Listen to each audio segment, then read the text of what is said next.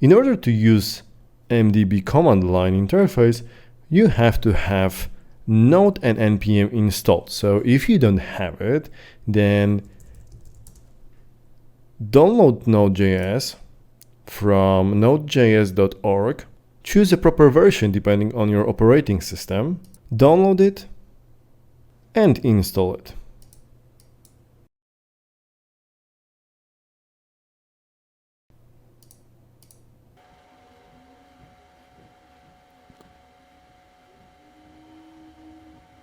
Once installation is over, open a command prompt or other terminal depending on the operating system. Type npm-v.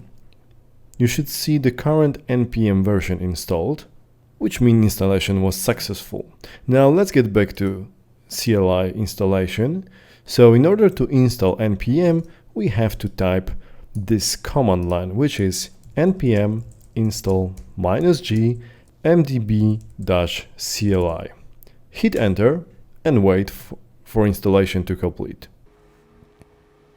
Once installation is over, you are ready to log in with MDB CLI. Type MDB login, provide your username and password. Now you are logged in.